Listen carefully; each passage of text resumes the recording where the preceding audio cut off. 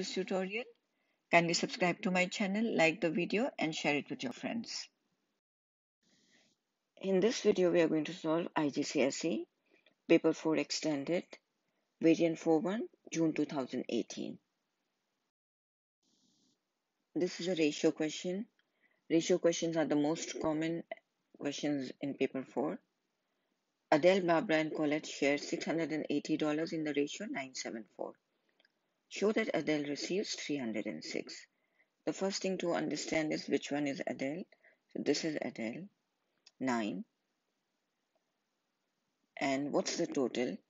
9 plus 7 plus 4.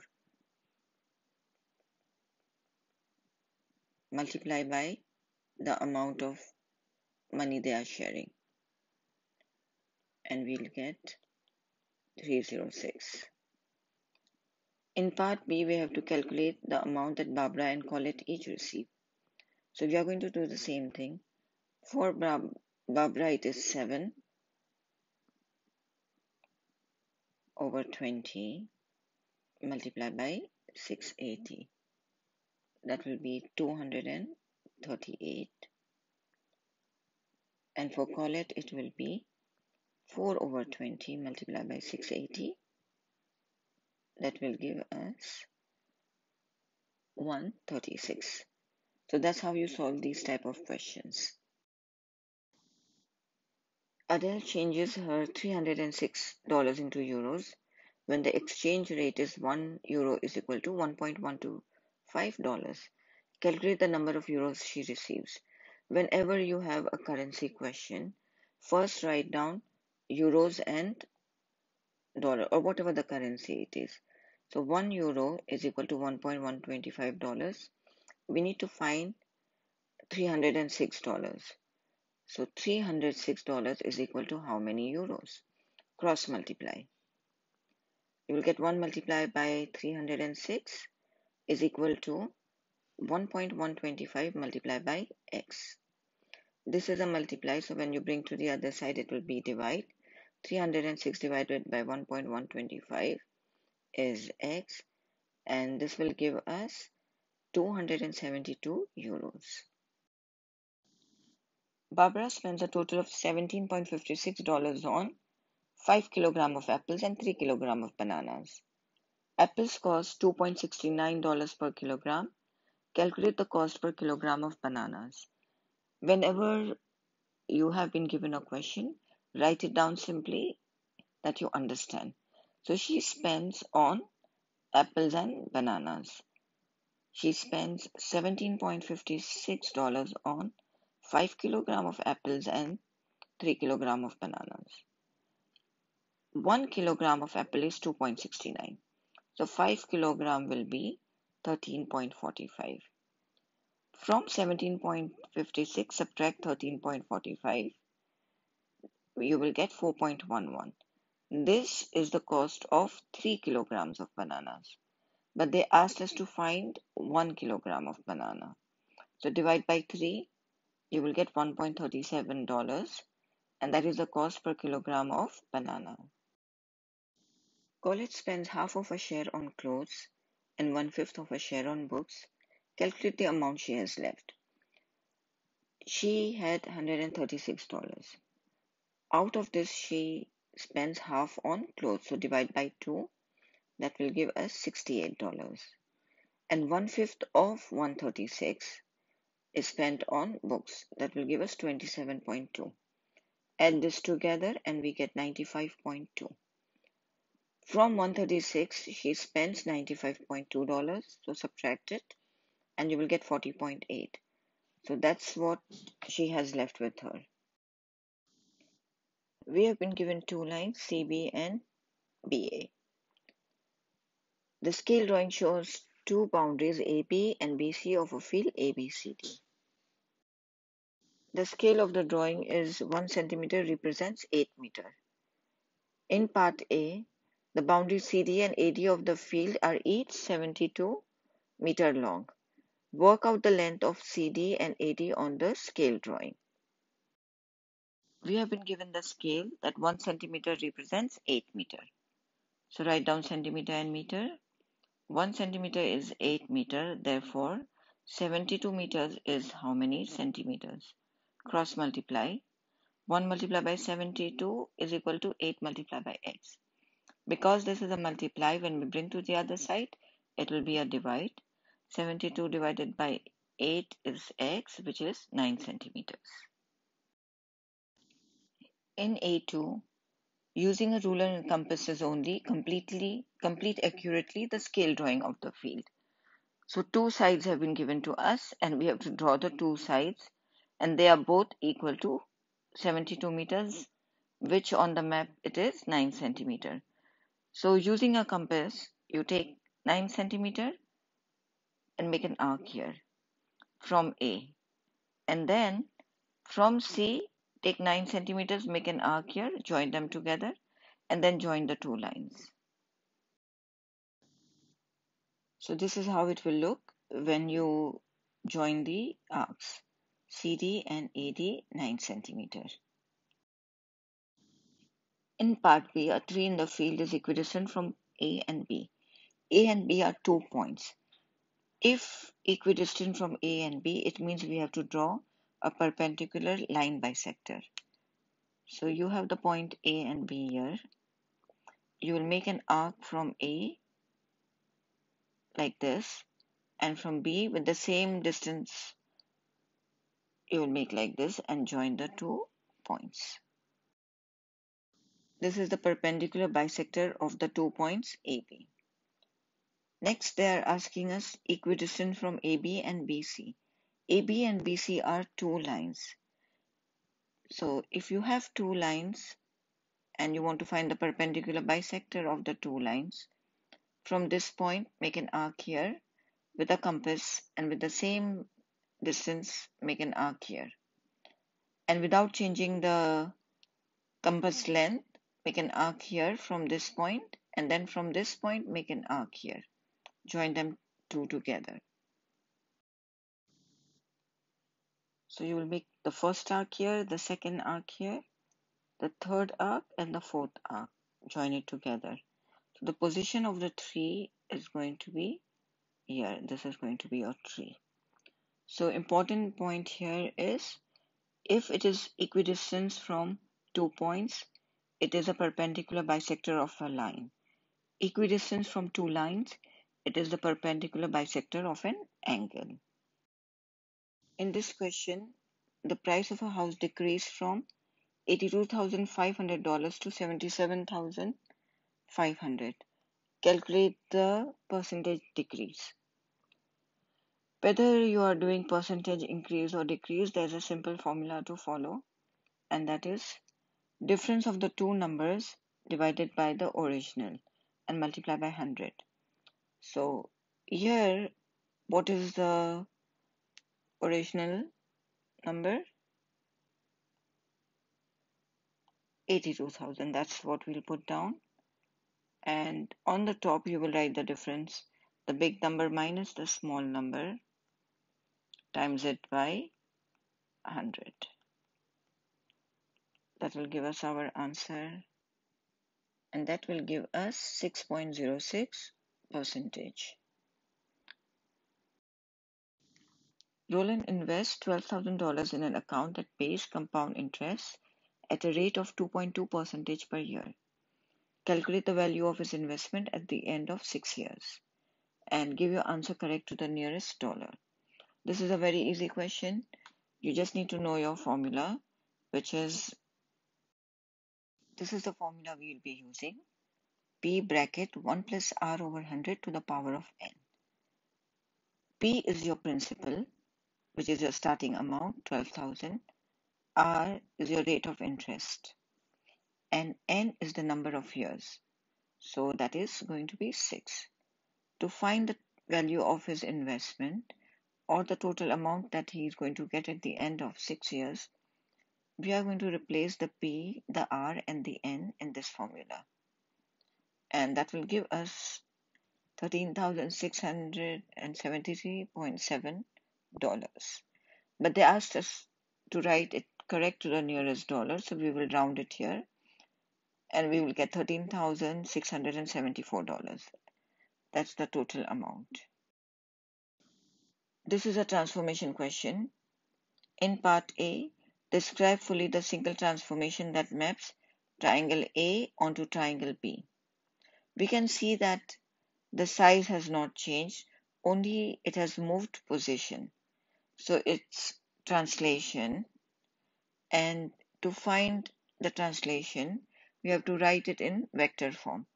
Let's choose one point, we'll choose this one. So it moved 1, 2, 3, 4, 5, 6, 7, 8. It moved 8 left, so it will be negative 8, and then went up by 2. Translation is written in column vector with x and y. The changes in x are here and the changes in x are written down. If x is positive, then the point will move to the right. If y is positive, the point will move up. If x is negative, your point will move to the left, and if y is negative, your point will move down.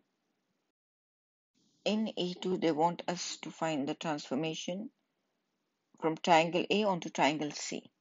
So this is A and this is C. We can see that C is smaller than A, so there's a change in size. When there's a change in size, it means it is enlargement.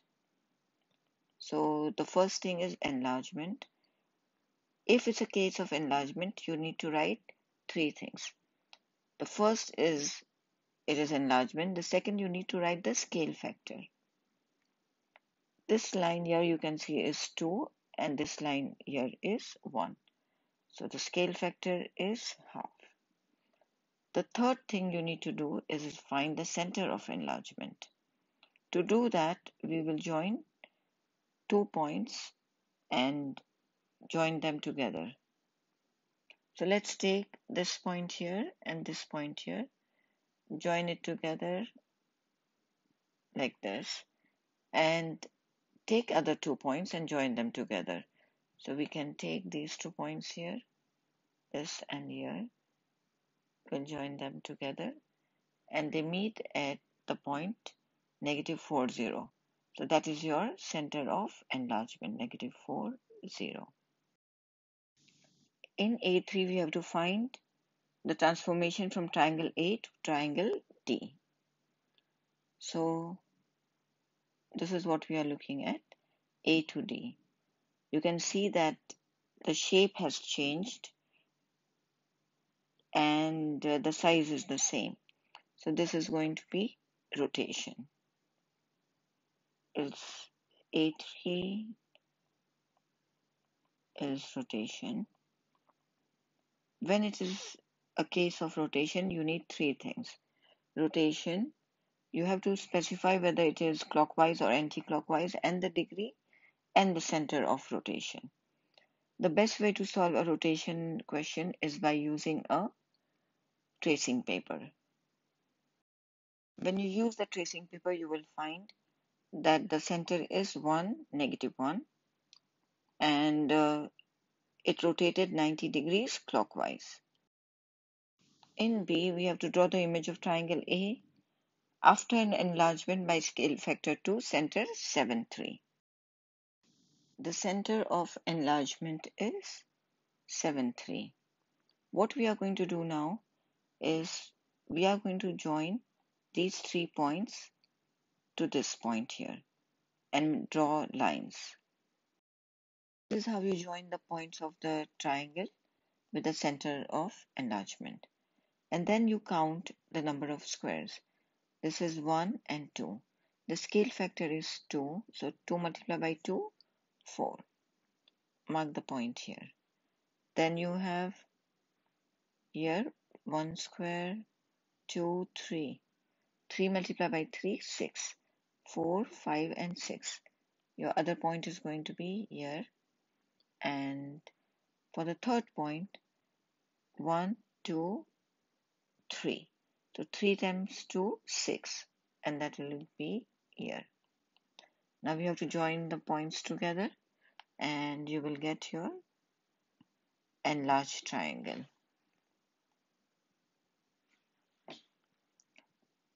And we are done with this question.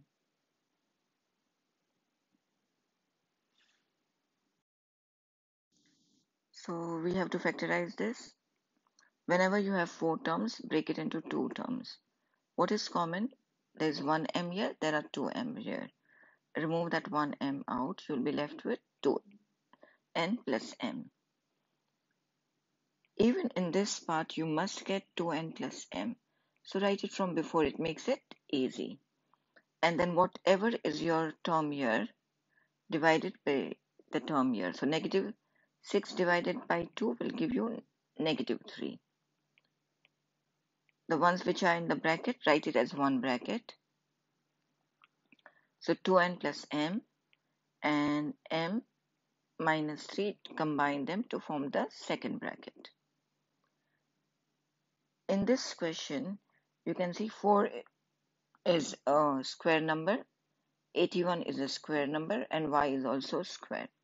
So first we will write it in the format of all as a single square. So it's 2y square minus 9 square. Whenever you have a square minus b square, it's equal to a minus b and a plus b. Very important identity. So this will give us 2y minus 9 and 2y plus 9. This is a quadratic equation, and you can get your answer directly from the calculator depending on which calculator you have. But if without calculator you're solving, you should know that the number before a square is your a, before your t is your b, and the number which does not have a t or any variable, that's your constant c. We multiply a with c, so you got 1 multiplied by 8, 8. And when you find the factors of 8, they should add up to negative 6. What are the factors of 8? 1 multiplied by 8 and 2 multiplied by 4. If you have negative 2 and negative 4, you will get negative 6. So these are your two factors, t minus 2 and t minus 4. If you're using the calculator, you will get in the calculator x is equal to 2 and x is equal to 4. We have to change the signs and write it as a factor. But we have t here, so in place of x, we'll put t. If you want to know how you can do this in the calculator, please let me know which calculator you have in the comment section and I will guide you. Rearrange the formula to make x the subject. You have two x's here, one in the numerator, one in the denominator. The first step you will do is remove from the denominator. So this is a divide. When I bring here, it will become multiply. It will become kx is equal to 2m minus x. After that, put both the x's on one side. The negative one bring here, it will become positive. And then you can see that there is an x here and an x here. Factorize it. You will be left with k plus 1 is equal to 2 over m. Therefore, x is equal to 2m divided by k plus 1. Very easy forma question. We have to solve simultaneously these two equations. You can do the elimination method or the substitution method. But for this case, I'm choosing the substitution method because you have a variable without a coefficient. So you have only plus y. And there's also a fraction here. Y is equal to 28 minus 5x. I made y the subject. I brought the 5x to the other side. Now in the first equation, I will substitute half x minus 3. In place of this y, I will put 28 minus 5x is equal to 9. Open the bracket up. Negative 3 multiplied by 28 will give us negative 84. Negative 3 multiplied by negative 5x plus 15x is equal to 9. Add the two x's together. In the calculator, you will do half plus 15. That will give you 31 over 2x. The negative 84, bring it to the other side. So 9 plus 84. 31 over 2x is equal to 93. This is a multiply. So when you bring to the other side, it becomes a divide. Or you can write it like that. X is equal to 93 multiply by 2 over 31. Whatever you have here, you flip it over. What is in your denominator will become your numerator, and the numerator will become your denominator. X is equal to 6. Now in this equation, in place of x, we will substitute 6. You will get negative 2. X is 6 and y is negative 2. This is an algebraic fraction, and we have to show that it can be written as 6m squared plus 25m plus 16 is equal to 0. Let's write the question first. Leave space between both the terms here, and now we need to have a common denominator. So I'll multiply by m here and here by m plus 4. If I multiply in the denominator, I have to multiply in the numerator also. Because my denominators are same, I can write them as one fraction. 3 multiplied by m, 3m. Negative 4 multiplied by m will give you negative 4m, and negative 4 multiplied by 4 is negative 16, equal to 6. Let's simplify this. 3m multiplied by negative 4m is negative m minus 16. This we will bring to the other side. So you will get m plus 4. Negative m minus 16 is equal to 6m plus 4. We'll open the bracket up now. So 6m square plus 24m. Bring everything on one side. We have negative terms here, so we will make them positive by bringing m and the 16 to the other side. So plus m plus 16 is equal to 0, and we will add the m's together. So plus 25m plus 16 is equal to 0. So we showed that it can be written as this equation here. Now we have to solve the equation 6m squared plus 25m plus 16 is equal to 0. Show all your working and give your answers correct to 2 decimal places. Whenever they say 2 decimal places, there are 2 ways to solve it. By completing the square or by using the quadratic formula. We'll be using the quadratic formula in this question. This is the quadratic formula. X is equal to negative b plus and minus square root b square minus 4ac 2a. From our question we know that a is equal to 6, b is 25, and c is 16. So we just have to replace it now. X is equal to negative 25 plus and minus square root 25 square minus 4 times 6 times 16 over 2a. And our a is 6. When you're putting in the calculator, just put the inside part first, and then we will solve it further. 241.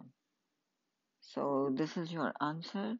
You will write it as x is equal to negative 25 plus square root 241 over 12, and we'll put it in the calculator to get our value, and the other one will be x is equal to negative 25 minus square root 241 over 12.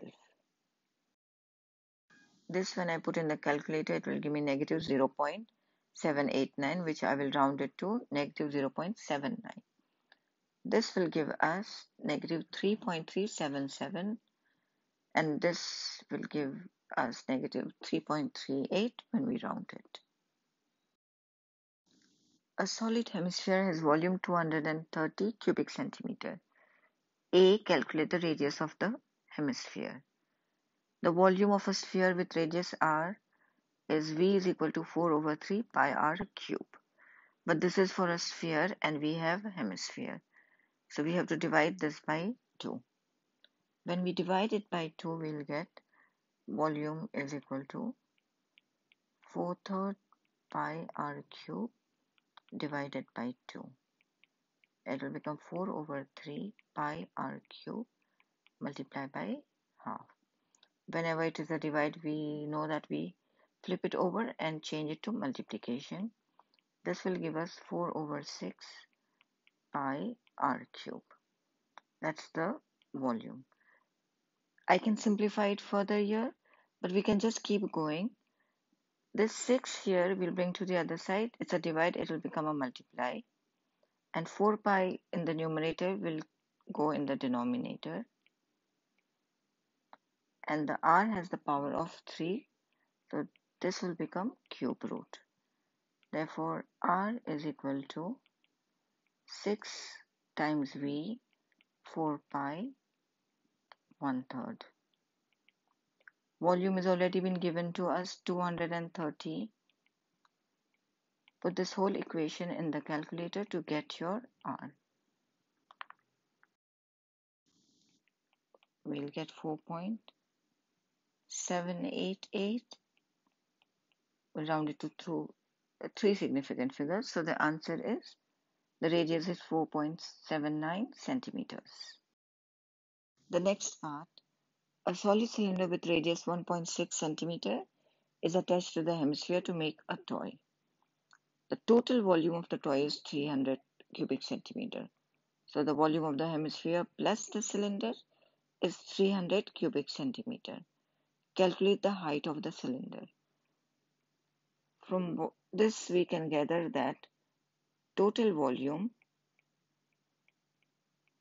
is equal to volume of the hemisphere plus volume of cylinder.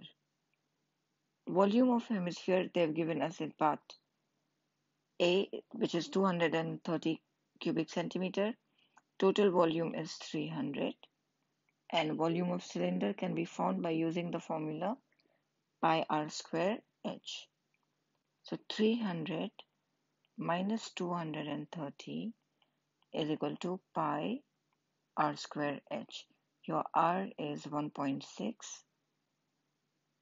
We have to find the height. 300 minus 230 is 70 divided by pi 1.6 square, and that will give you your height, which is 8.7 centimeter. A mathematically similar toy has volume 19,200 cubic centimeter. Calculate the radius of the cylinder for this toy. So the volume for the other toy was 300 and a similar toy is 19,200 cubic centimeter. We know that 300 multiplied by a scale factor will give us this volume. But because it is volume, we will cube our scale factor. So k cube is equal to 19200 divided by 300. K will equal to 19200 divided by 3. The cube will become cube root and your scale factor is 4. The radius of the previous toy was 1.6. 1.6 multiplied by 4, 6.4 centimeter. This is the radius of the similar toy with volume 19,200 cubic centimeter. Question number 7 is a graph question. We have been given a graph. Let's read the question. Write down the equation of the line of symmetry of the graph. To find the equation of the line of symmetry of the graph, we add the two x values, 1 here, and divide it by 2. So the basic rule is x1 plus x2 divided by 2. X is equal to. In this case, you have the same negative x value and the same positive x value. It's a symmetric graph in the y-axis. Therefore, your x is equal to 0 is the line of symmetry. Next question. Draw the tangent to the curve at the point where x is equal to 0.5 and find the gradient of this tangent. Okay. To find the tangent, we have to look at the x value when it is 0.5. We have to draw a tangent here. Tangent means that it touches the curve only at this point. So let's make a tangent here. This is the tangent, and then we have to find the gradient of the tangent. To find the gradient, we use the formula m is equal to y2 minus y1 over x2 minus x1. We need to find 2 points that touches the tangent. One is the one which they told us when x is 0.5, y is 8. The other we can use when x is 0, y is 12. Now we'll just replace the values here. So 12 minus 8 over 0 minus 0.5. This will give us negative 8. If you get a value in the range of negative 9 to negative 6.5, that is going to be acceptable. Part C, the table shows some values for y is equal to x cubed plus 3x plus 4. So the x values are given and we have to find these three y values. In place of x, we will put negative 1, negative 0.5 and 0 and get the y values. When we put negative 0.5, we get 2.375 rounded to one decimal place. And when you put x is 0, you will get y is 4. So we completed the table. C2, we have to draw the graph of y is equal to x cubed plus 3x plus 4. So now we'll plot these points here. And when we do that, this is what we get. We have to make the curve now. When you join the points, this is how your graph will look like. Next question. Show that the values of x, where the two curves intersect, are the solutions to the equation. They're given as an equation. Make both the equations equal to each other whenever you want to find the point of intersection. So y is equal to y. We will write x cubed plus 3x plus 4 is equal to 10 minus 8x squared. Bring everything on one side and simplify it. So 4 minus 10 will give us negative 10. The others will remain the same. So we showed that the solution to the two equation is this. In part E, by drawing a suitable straight line, solve the equation x cubed plus 5x plus 2 is equal to 0. The equation of the curve which we got in C was x cubed plus 3x plus 4.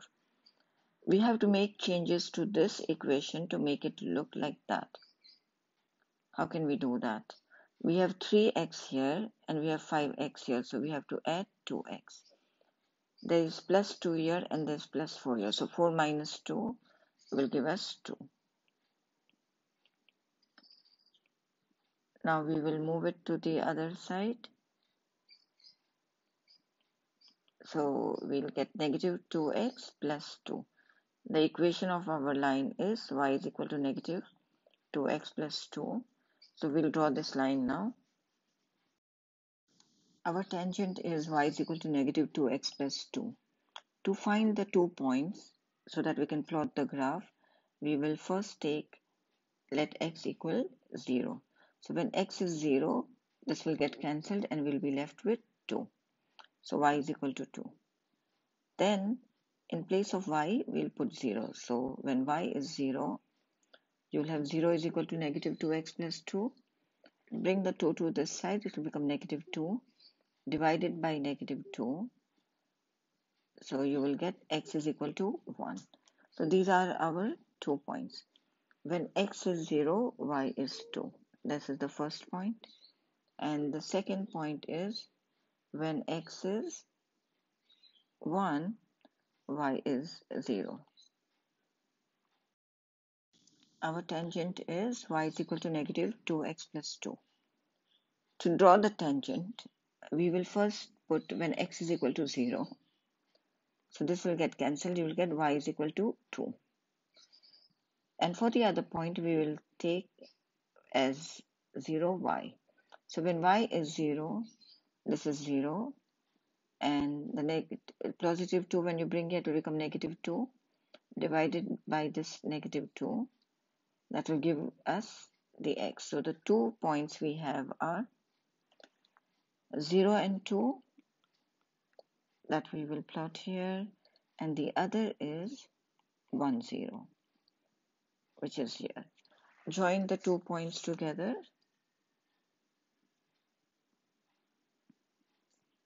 and the point of intersection is this one. Each 2 lines is 0.1. So this is negative 0.4. The answer to E is negative 0.4. If you have an answer between negative 0.545 to negative 0.35, it will be accepted. Next question. The exterior angle of a regular polygon is x degrees and the interior angle is 8x degrees. Calculate the number of sides of the polygon.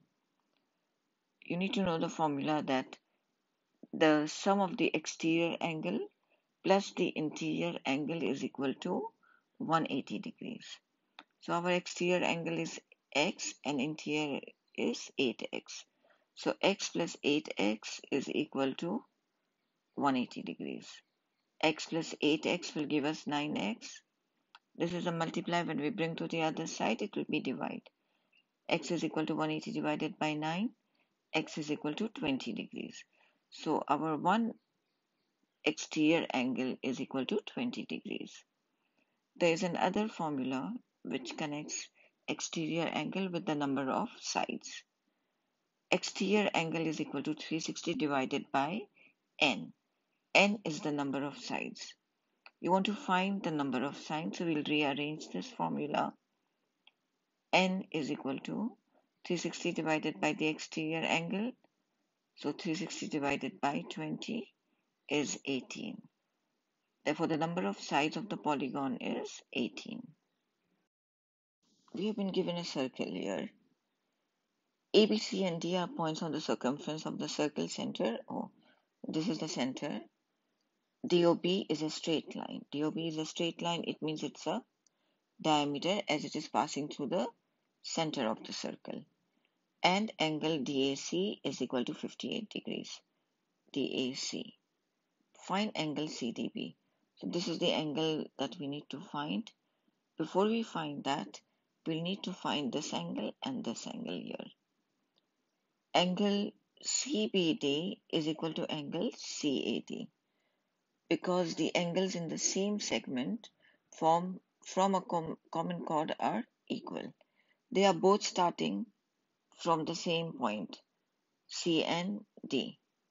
Therefore, angle CBD is equal to angle CAD is equal to 58 degrees. So this is 58 degrees. Angle DCB is equal to 90 degrees because the angle in a semicircle equals 90 degrees. Therefore, we can write it as DCB is equal to 90 degrees. This is triangle DCB. We found two angles and we want to find the third angle. The third angle will equal to 180 minus these two angles because angles in a triangle equal to 180 degrees. Therefore, CDB will equal to 180 minus 90 minus 58, which is 32 degrees. P, Q, and R are points on the circumference of the circle center O. PO is parallel to QR, and the angle POQ is equal to 48. Find angle OPR.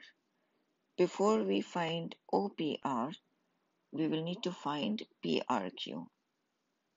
PRQ is equal to 48 divided by 2, which is 24 degrees, as angles at the circumference are half the angle at the center. So this is 24 here. And angle OPR will also equal to 24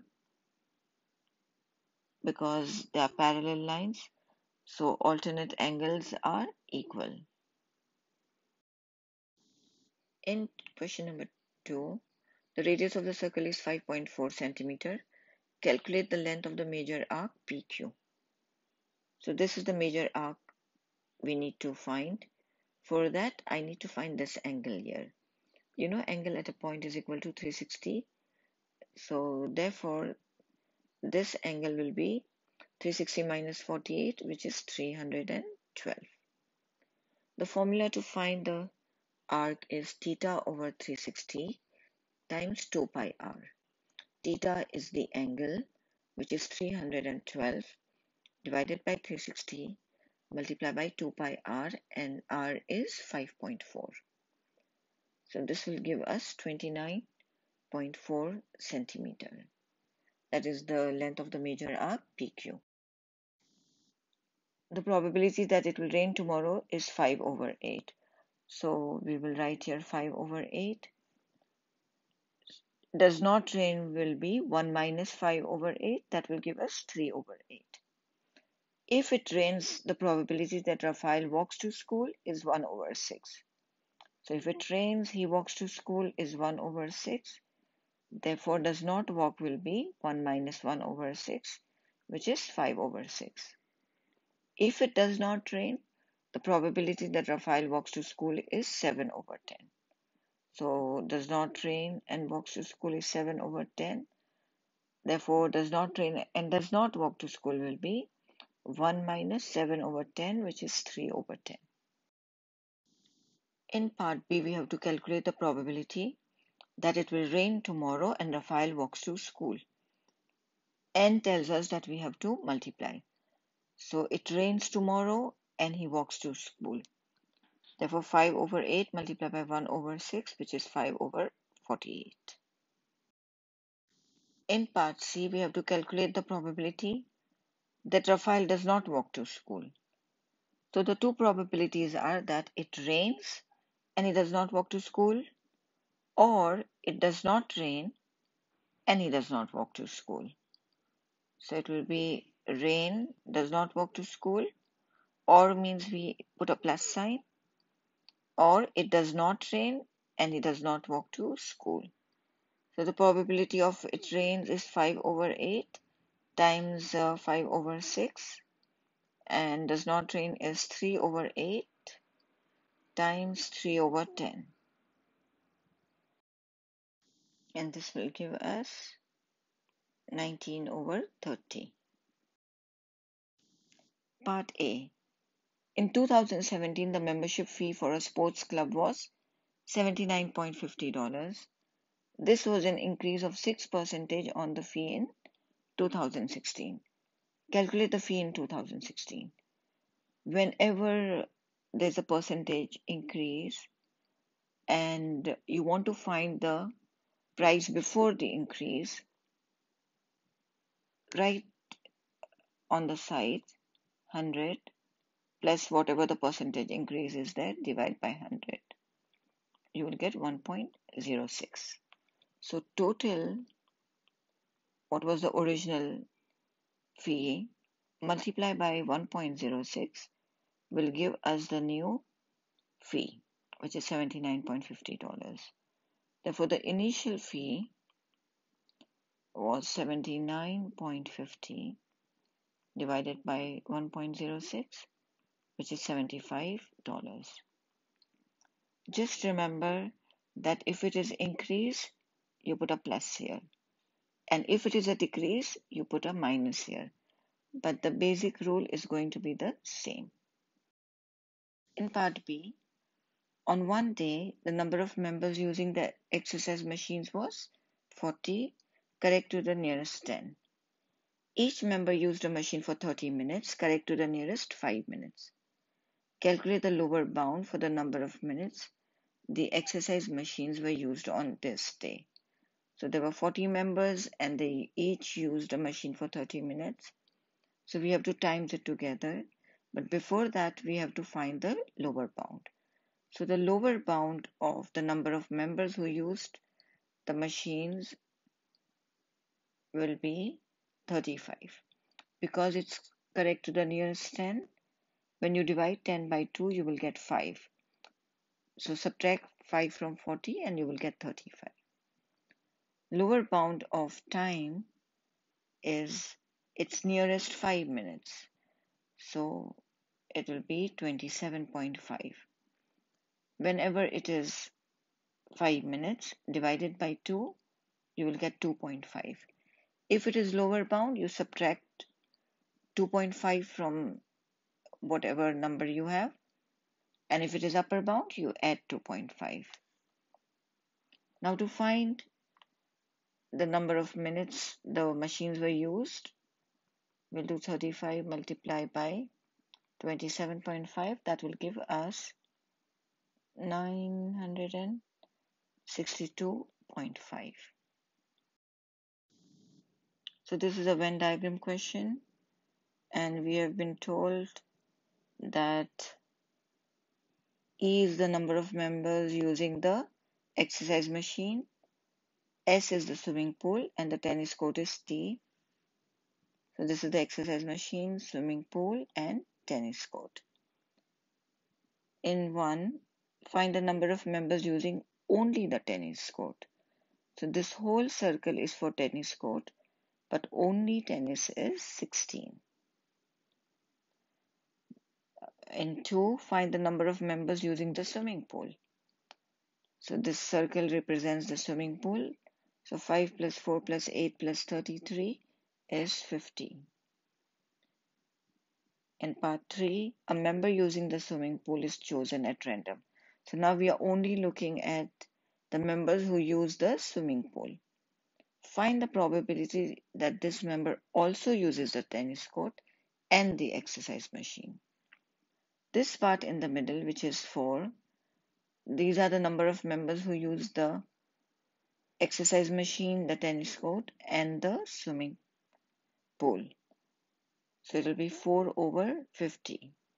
50 because we are only looking at the circle of the members using the swimming pool. Part 4.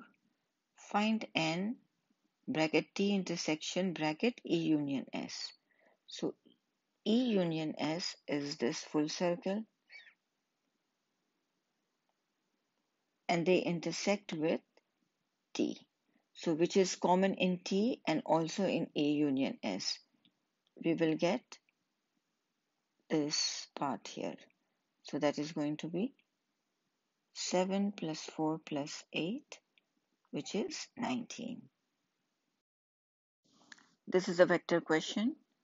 OA, AB and AC is given to us. Find OB. OB is the magnitude. Before we find the magnitude of OB, we have to find the vector OB. OB will equal OA plus AB. So OA plus AB will give you OB. 4 over 3 plus 8 minus 7. 4 plus 8, 12, and 3 plus minus 7, negative 4. Now that you have got your OB, to find the magnitude, we take these two numbers, we square them and square root the answer. So we square the numbers and then we square root the answer. The answer is 12.64. We can round it to one decimal place, which is 12.6. Part 2. Find BC. We have been given AB and AC. We want to find BC. Therefore, BA plus AC. When we are changing the vector, it's AB, we are writing it as BA. The signs will change. This will become negative 8 and this will become positive 7. Plus AC, negative 3, 6 will give you -3 plus -3, -11, and 7 plus 6, 13. So that's your answer. In part B of the question, we have been given a parallelogram PQRS with diagonals PR and QX intersecting at X. PQ is equal to A and PS is equal to B. Find QX in terms of A and B. When the two diagonals intersect, they intersect at the midpoint of each other. So X is the midpoint of QS. To find QS, first let's see what is QX equal to. It is equal to half QS. So QX is equal to half QS, and let's find QS. QS will be -A plus B. So we'll go this way and then this way. QS is equal to -A plus B. Replacing the QS with -A plus B. Expand the bracket, half multiplied by -A and half multiplied by B. So this is your QX. So this is a matrix question, M square. It means M multiplied by M. So let's write down the rule for it. This is a rule. If you have two matrices A and B, when you multiply, you will get C. Write down the matrices. We have 2, 1, 5, 8 multiplied by 2, 1, 5, 8. From the rule, you can see that we do AB multiplied by EG. So A multiplied by E plus B multiplied by G. That will give us 2 multiplied by 2 plus 1 multiplied by 5. Now to find the next term, we will do this line with this line. And the first terms multiplied by each other plus the next two terms multiplied by each other. So 2 multiplied by 1 plus 1 multiplied by 8. And then we'll go for the second row. 5 multiplied by 2 plus 8 multiplied by 5 plus 5 multiplied by 1 plus 8 multiplied by 8. Now add each term together, you will get 9, 10, 50 and 69. The mark scheme has a wrong answer. They have interchanged the 10 and 50 here. In part 2, we have to find the inverse of M. Let's write down the matrix M. We have 2, 1, 5, 8. To find the inverse, there is a rule that we need to follow. We need to first find the determinant, and then this is the way we write it. So we change the position. If you have A and D, it will become D and A. And for B and C, only the signs will change. So first let's find the determinant. For the determinant, you are going to multiply 2 multiplied by 8 minus 5 multiplied by 1. 16 minus 5 is 11. So we write 1 over 11. And then we interchange the places, so it will become 8 and 2. Now we change the sign of B and C. So that's your inverse. This is a sequence question. We have been given 4 patterns, and Marco is making patterns with gray and white circular mats. The pattern number has been given, and in each pattern, how many gray mats are there, and total number of mats is also given. Part A, complete the table for pattern 5. You can see that 6 plus 3 will give you 9, 9 plus 3 will give you 12, 12 plus 3, 15, and therefore 15 plus 3, 18. In the next pattern, 6 plus 4 is giving you 10, 10 plus 5 is 15, 5 plus 6, 21, and 21 plus 7, 28. In part B, we have to find an expression in terms of n for the number of gray mats in pattern n. For gray mats, we saw that the difference is constant every time you're adding 3 to get the next term. When your difference is constant and you're adding or subtracting, that means it is arithmetic sequencing. And to solve an arithmetic sequence, you need to know this rule: a plus n minus 1 d. A is your first term, which is 6, and d is your difference, which is 3. Expand the bracket, you will get 3n minus 3, and when you simplify it, you will get 3n plus 3. So this is your expression in terms of n. In part C, Marco makes a pattern with 24 gray mats. Find the total number of mats in this pattern.